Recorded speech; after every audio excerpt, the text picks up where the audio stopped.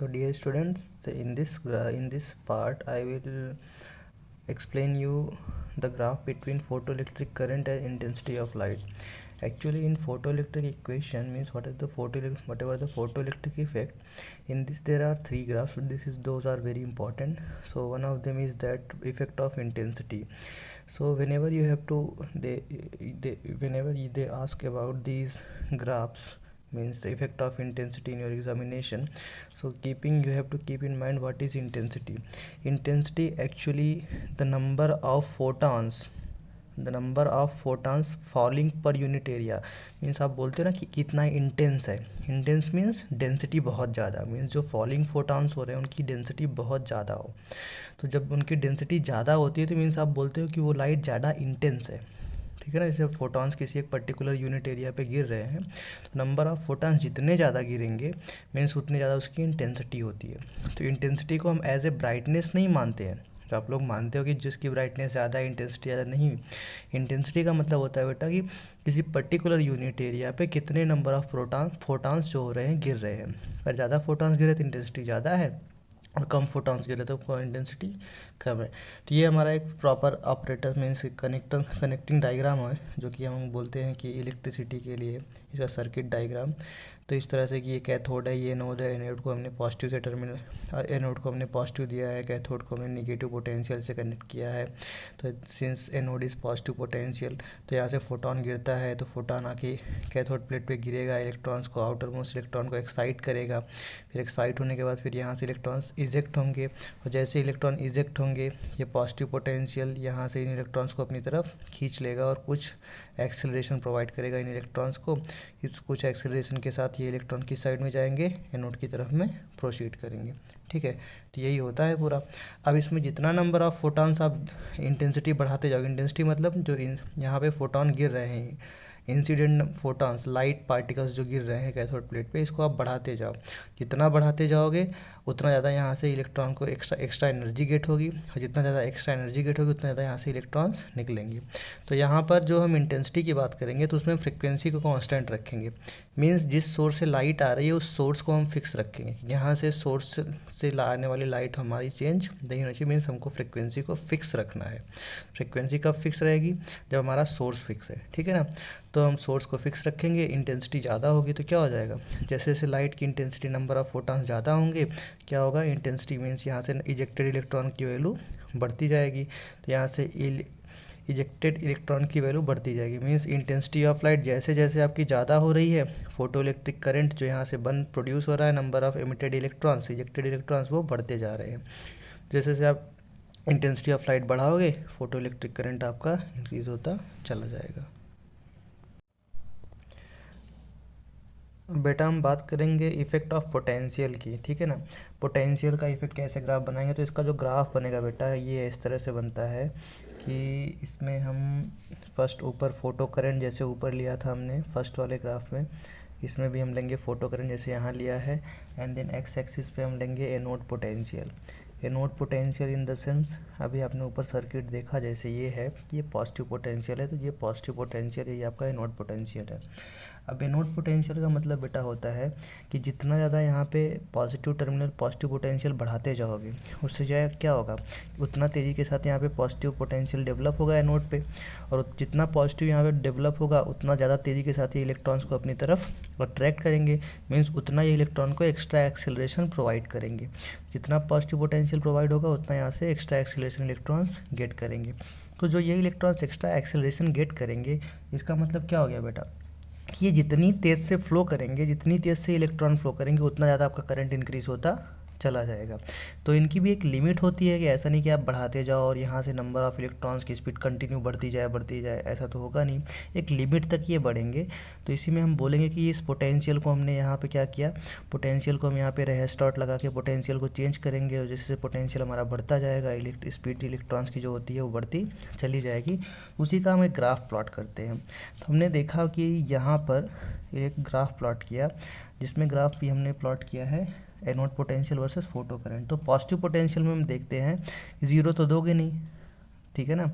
जो भी potential 0 voltage पर भी यहाँ पर इलेक्ट्रॉन का एमिशन होता रहेगा, क्योंकि जो एक्स्ट्रा एनर्जी यहाँ पर मिल रही है बाहर से, जो फोटॉन्स गिर रहे हैं कैथोड पे, उसकी वजह से जो इसको एक्स्ट्रा एनर्जी मिल रही है उसकी वजह से इलेक्ट्रॉन्स तो निकल रहे हैं।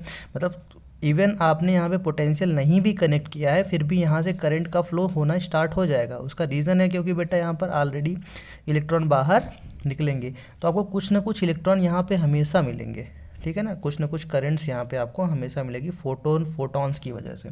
और जैसे जैसे नंबर ऑफ फोटॉन्स यहाँ बढ़ते जाएँ, सॉरी, जैसे जैसे आप पोटेंशियल यहाँ पे बढ़ाते जाओगे, इलेक्ट्रॉन्स को एक्सेलरेशन एक्स्ट्रा मिलता जाएगा और करंट आपकी इंक्रीज़ होती चली जाएगी। तो एक लेवल तक करंट आपकी इंक्रीज़ होगी, उसके बाद ये सैचुरेशन लेवल पे पहुंच जाएगा। तो यहाँ पर एक पर्टिकुलर इंटेंसिटी पे इसमें ध्यान रखेंगे कि इंटेंसिटी मीन्स फॉलिंग फोटॉन्स जो हो रहे हैं उसको फिक्स रखेंगे, और फ्रिक्वेंसी भी हमारी फिक्स रहनी चाहिए, मीन्स जिस सोर्स से हम फोटॉन्स को भेज रहे हैं, ठीक है ना। अब देखो बेटा, अब दूसरा कॉन्सेप्ट इसमें आता है निगेटिव पोटेंशियल का, कि अच्छा यहाँ पर तो ये ज़ीरो नहीं हुआ, कोई ना कोई ऐसा पॉइंट होगा कि जब यहाँ से इलेक्ट्रॉन का फ्लो रुक जाए। तो इस पे इलेक्ट्रॉन के फ्लो को रोकने के लिए आप क्या करोगे? इलेक्ट्रॉन के फ्लो को रोकने के लिए आपको एनोड को निगेटिव पोटेंशियल से और कैथोड को पॉजिटिव से कनेक्ट करना होगा। जब आप एक एनोड को निगेटिव पोटेंशियल से कनेक्ट कर देंगे, कैथोड को पॉजिटिव से, तब क्या होगा बेटा यहाँ पर, तो अब इस पे निगेटिव पोटेंशियल मिल जाएगा। तो अब ये इलेक्ट्रॉन को अट्रैक्ट करने के बजाय रिपेल करेगा, उनको रोकेगा कि नहीं, अब ये एक्सेलरेशन प्रोवाइड नहीं करेगा। अब ये निगेटिव पोटेंशियल इलेक्ट्रॉन को डी एक्सेलरेट कर देगा, जिससे इलेक्ट्रॉन्स इसके प्लेट तक नहीं पहुंच पाएंगे। तो क्या होगा, इलेक्ट्रॉन धीरे धीरे इलेक्ट्रॉन का फ्लो रुक जाएगा। मतलब हम एनोड पोटेंशियल को जब negative means minus x axis के लिए, इधर पॉजिटिव चल रहा था, इधर आएंगे तो निगेटिव, जब इसको हम निगेटिव एक्सेलरेशन में देंगे तो एक लेवल, एक ऐसा पॉइंट आएगा जहाँ पर क्या हो जाएगा बेटा, आपका पोटेंशियल ज़ीरो हो जाएगा। तो ये कुछ इस तरह से ग्राफ बनता है, एक स्लोप टाइप का रहता है। तो यहाँ पर आपको वी नॉट पे, जिसको आप बोलते हैं रिटार्डिंग पोटेंशियल, इस पे जाके इलेक्ट्रॉन का फ्लो जीरो हो गया, मीन्स आपकी एनोड का जो फोटो करंट है रिटार्डिंग पोटेंशियल पे ज़ीरो। इस पॉइंट को हम बोलते हैं स्टॉपिंग पोटेंशियल। तो अब हम क्या करते हैं, किसी दूसरे इंटेंसिटी पे चेक कर लेंगे कि थोड़ा एक बार इंटेंसिटी को बढ़ा के I2 कर देते हैं, उसके बाद उसको देखते हैं। तो ये भी एक सैचुरेशन लेवल गेन करेगा, I2 तक जाएगा। उसके बाद जब इसमें भी हम निगेटिव पोटेंशियल लगाएंगे तो एक चीज़ हम देखेंगे बेटा कि चाहे इंटेंसिटी हम कितना भी बढ़ा दें, वो जो आपका निगेटिव पोटेंशियल, रिटार्डिंग पोटेंशियल, वो हमारा हमेशा फिक्स रहेगा। और यहाँ पे देखिए हमने I3 ले लिया, I3 में भी ग्राफ आपका कुछ ऐसे ही बनेगा, ठीक है ना।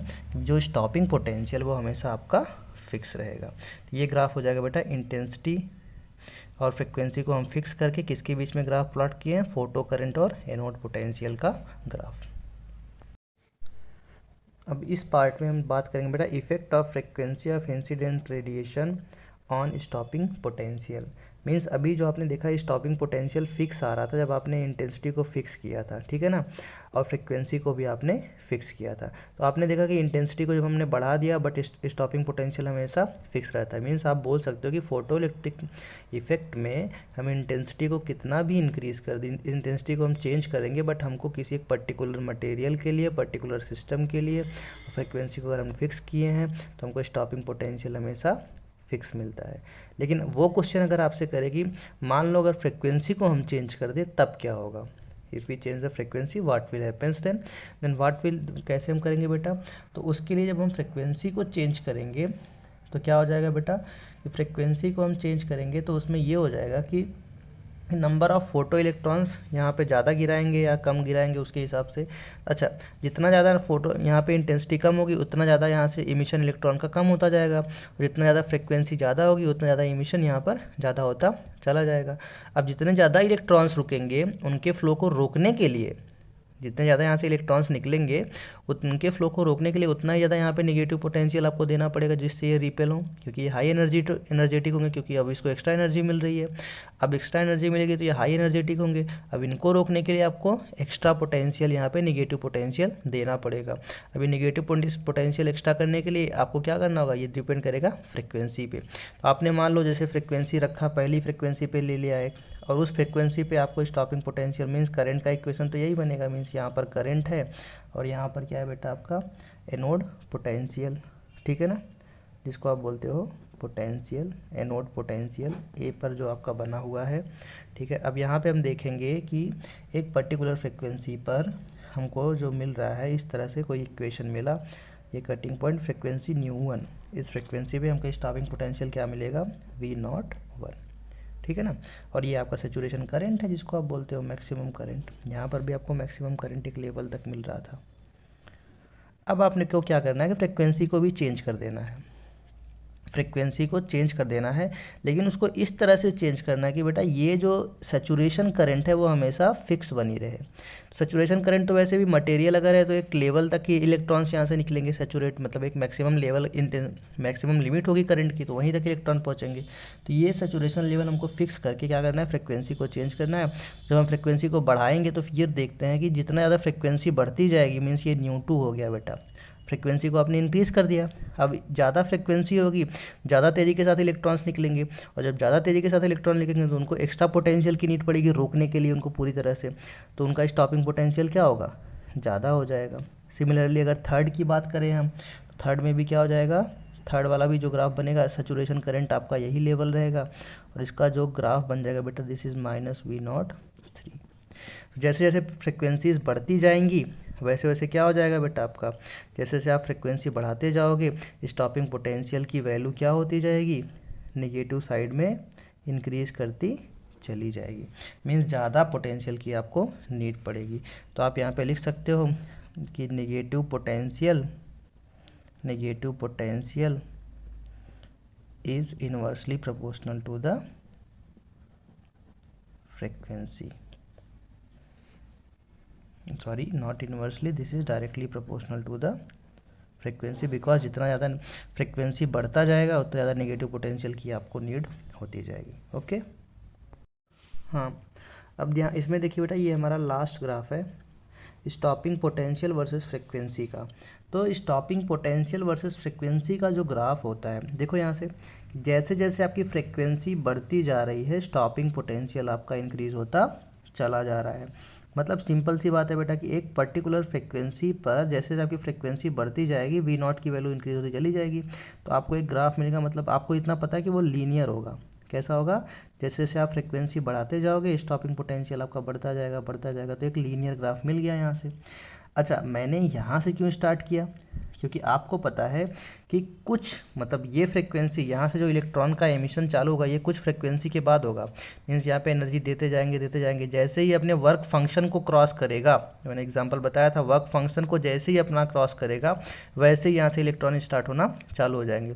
यहाँ से इलेक्ट्रॉन का इजेक्शन तब तक नहीं होगा जब तक यहाँ पर इजेक्टेड इलेक्ट्रॉन का energy level work function of the metal को क्रॉस नहीं करता है। Work function means minimum energy required to eject the electrons. तो यहाँ पे कुछ वर्क फंक्शन तक एनर्जी मीन्स कुछ फ्रिक्वेंसी तक आप फ्रिक्वेंसी बढ़ाते जाओगे कोई भी इलेक्ट्रॉन का इजेक्शन नहीं होगा, लेकिन कुछ पर्टिकुलर लेवल के बाद, जिसको आप बोलते हो थ्रेशोल्ड फ्रिक्वेंसी। कौन सी frequency, threshold frequency is that minimum frequency at which the ejection of electron is possible या ejection of electrons is started. तो ये होती है बेटा थ्रेशोल्ड फ्रिक्वेंसी, ठीक है ना। तो यहाँ से एक स्ट्रेट लाइन ऐसे पीछे खींचेंगे, ये निगेटिव पोटेंशियल पे आके आपको कटते, जिसको बोलेंगे वर्क फंक्शन -W0। तो ये हो जाता है बेटा आपका ये फर्स्ट मेटल के लिए। कोई और एक मेटल चूज़ कर लो जिसकी थ्रेशोल्ड फ्रिक्वेंसी ज़्यादा हो, जिसकी थ्रेशोल्ड फ्रिक्वेंसी ज़्यादा होगी, मीन्स वो ज़्यादा फ्रिक्वेंसी मीन्स यहाँ तक अभी तक नहीं करेगा, फिर आगे यहाँ भी नहीं करेगा, यहाँ भी नहीं, जैसे इस फ्रिक्वेंसी पे पहुँचेगा फिर इलेक्ट्रॉन का इजेक्शन चालू होगा। फिर यहाँ पे एक लीनियर ग्राफ मिलेगा ऐसे मेटल बी के लिए। तो इन दोनों को देख के आप ये बता सकते हो इसका वर्क फंक्शन भी क्या होगा, मेटल बी का वर्क फंक्शन ज़्यादा होगा कम होगा, ज़्यादा हो जाएगा।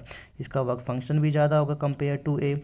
इसकी threshold frequency means metal B की थ्रेशोल्ड फ्रिक्वेंसी भी मेटल ए के थ्रेशोल्ड फ्रिक्वेंसी से ज़्यादा होगी, ठीक है ना।